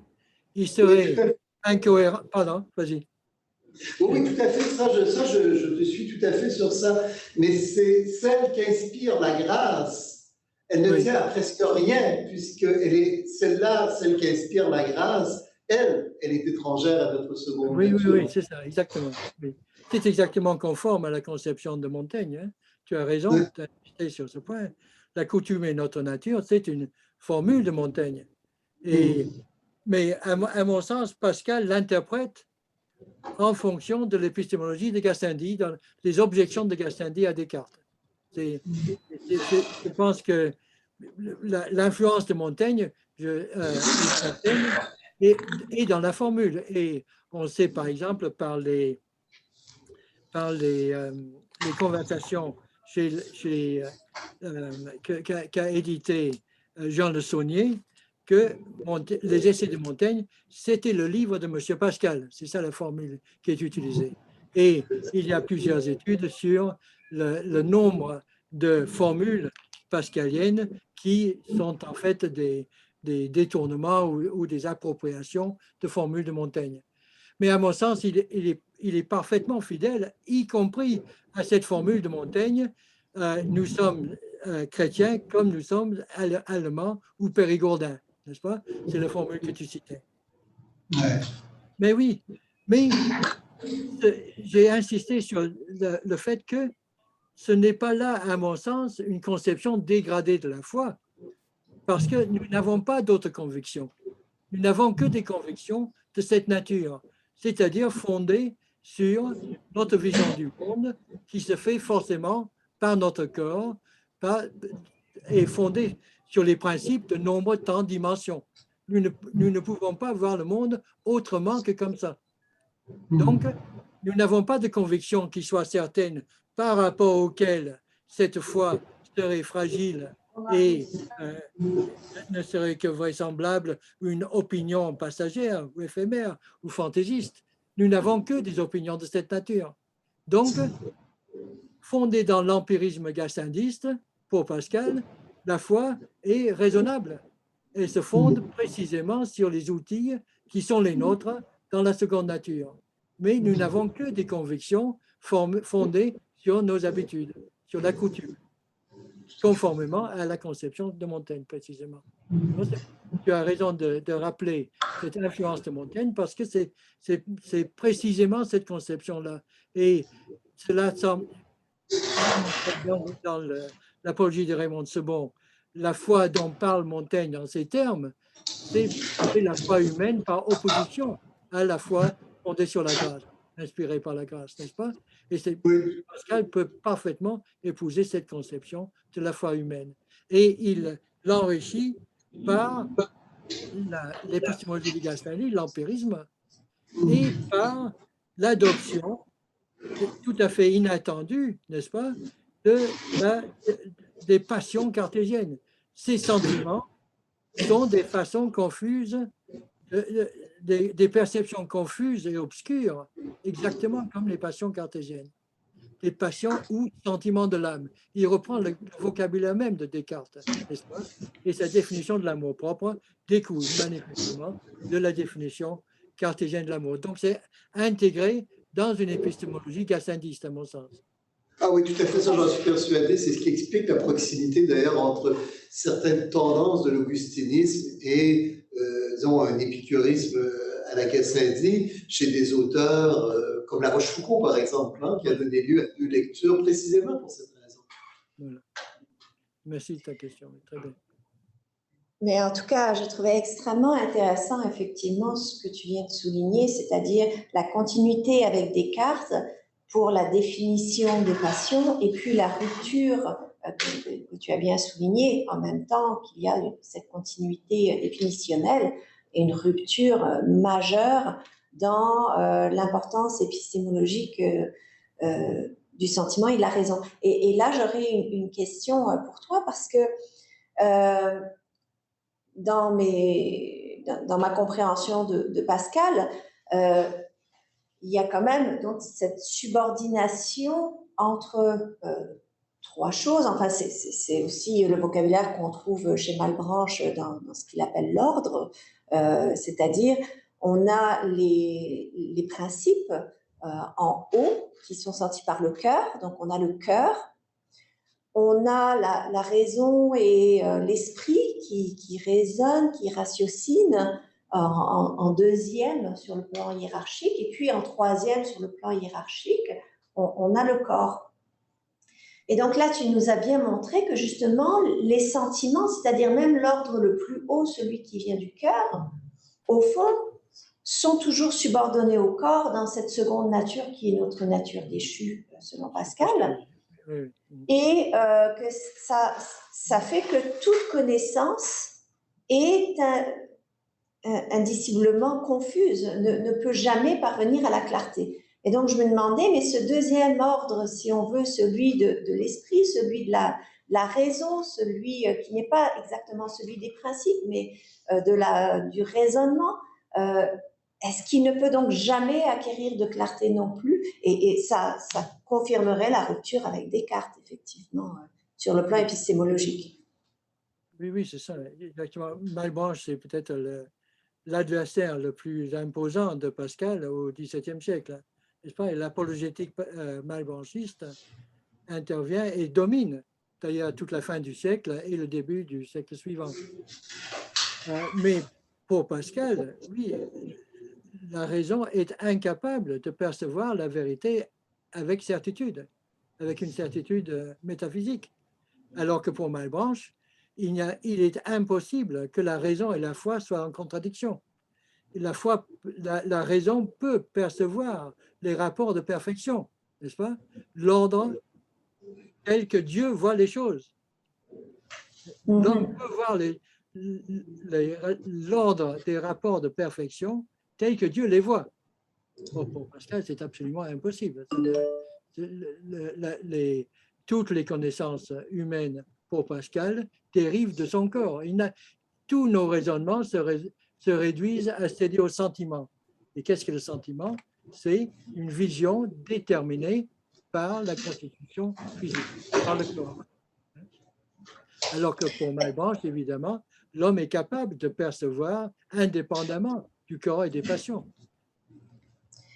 Et est-ce que, je te remercie beaucoup pour ça, mais est-ce que tu peux réafficher ta diapositive numéro 36?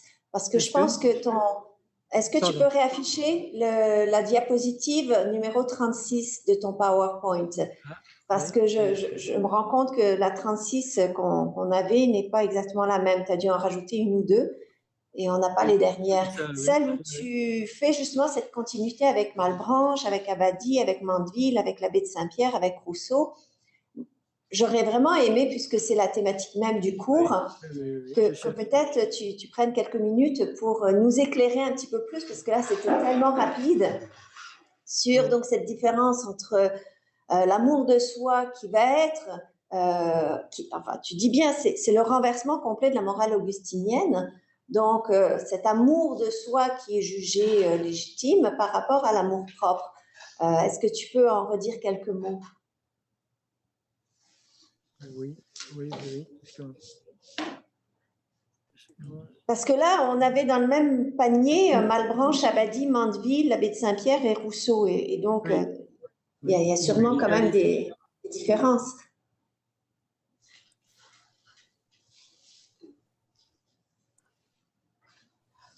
Voilà. Vous voyez ça?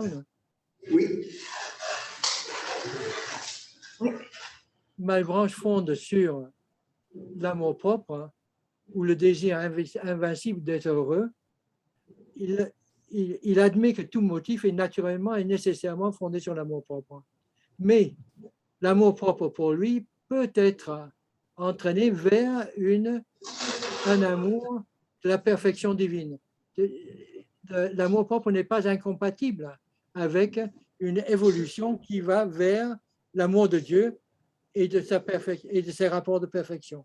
Un amour d'estime, ce qu'il appelle un amour d'estime. Oui.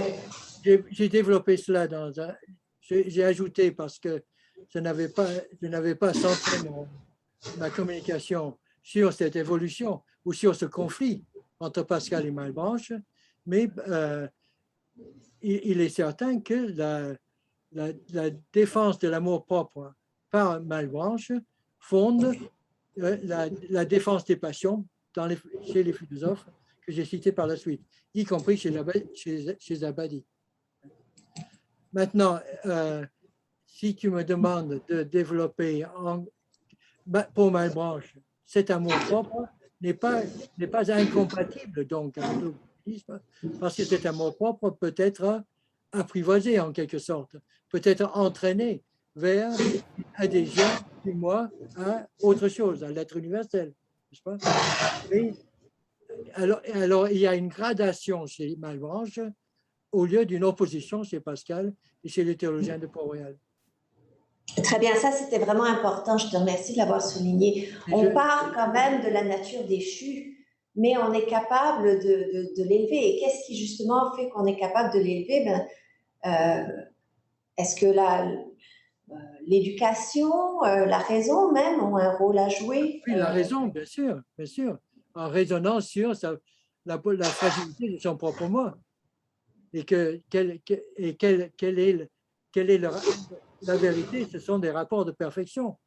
Et on voit qu'on n'est pas dans l'ordre de perfection.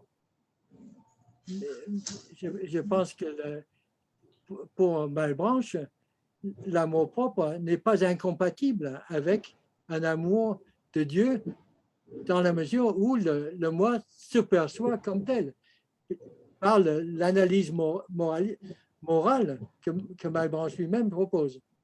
Mais j'ai consacré une étude à cette question. Je préférerais t'envoyer le texte parce que c'est complexe et je travaille sur toute autre chose en ce moment. Ah ben, très volontiers. Et Marc-André lève la main pour l'avoir aussi. On le partagera à toute la classe. Voilà, oui, volontiers. Oui, volontiers. Mais dans le cours, très prochainement, d'ailleurs, on va lire l'ami ensemble. Donc, ce ne sera pas Malebranche que j'ai choisi, c'est l'ami. François. François Lamy, d'accord. Ouais. Oui, avec son conflit le avec bénédictin. Voilà. Ouais. Mais je t'enverrai donc le texte précisément sur l'opposition entre Pascal et Malebranche, sur la nature de l'amour propre et sur l'évolution de l'amour propre, et la défense de l'amour propre que propose Malebranche. Mais il est certain que l'abbé de Saint-Pierre, par exemple, était un lecteur de Malebranche et il réhabilite l'amour propre dans le cadre d'une morale utilitariste. Il défend parce que l'amour propre, dit-il, est source des passions. Il suffit donc de trier les passions utiles et les passions nocives, n'est-ce pas? Et à ce moment-là, on a une morale utilitariste qui range. Mais il est infidèle en cela à Malebranche lui-même, n'est-ce pas? Parce que Malebranche pense être fidèle à Saint-Augustin tout en défendant l'amour-propre, mais surtout l'évolution de l'amour-propre. Écoute, c'est formidable. Je pense que quand on aura fini d'étudier Malebranche, on n'étudie pas Malebranche finalement, mais l'ami et puis Mandeville un peu plus tard, on pourra réécouter ce bout de la conférence et de notre échange de discussion. Ça prendra vraiment toute sa pertinence, absolument. Merci. Mais je propose vraiment qu'on mette fin à cette première partie en ta compagnie. Merci beaucoup, Anthony. Il y a une question. Est-ce que c'est correct qu'on poursuive un peu? Jacques? Est-ce que vous m'entendez? Oui, merci. OK. Merci tout d'abord au professeur Anthony pour des explications si claires à propos de l'amour propre chez Pascal. Mais j'ai retenu quelque chose. Il y a quelque chose qui a touché plus mon attention. Là, la foi selon Pascal est raisonable.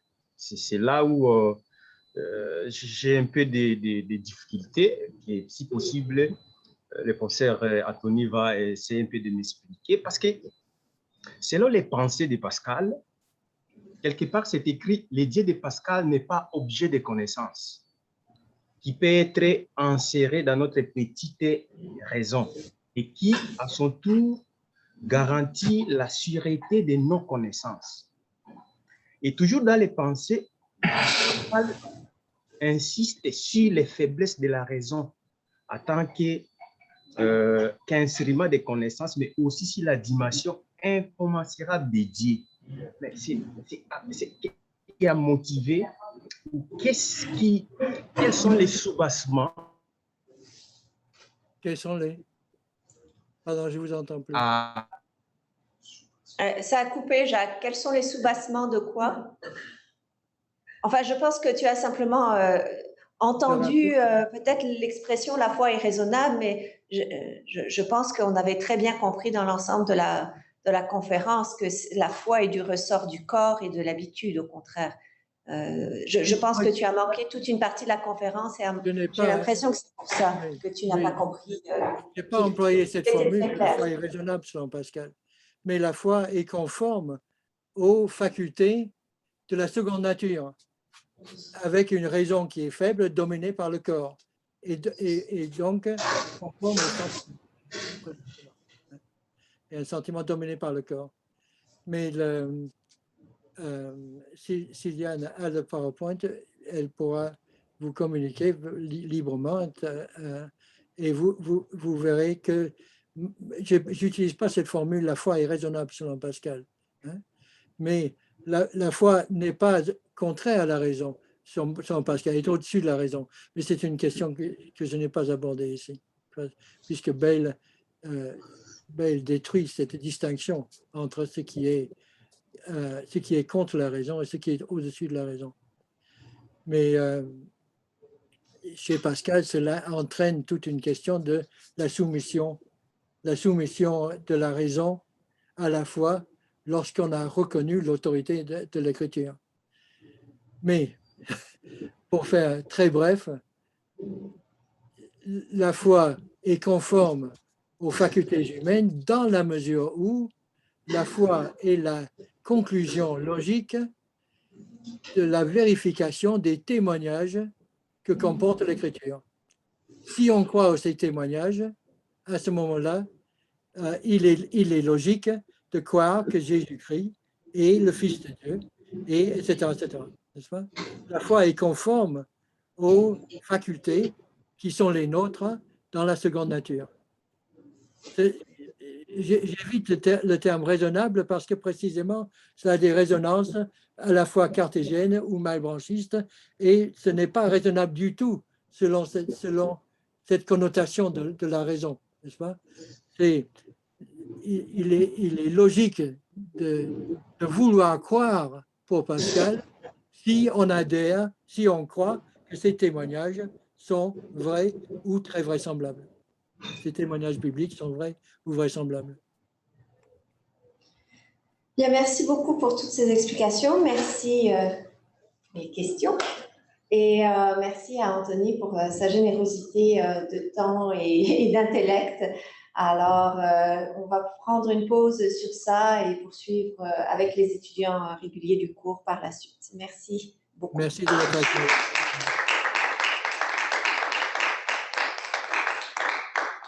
Merci de votre écoute. Merci Anthony. Merci.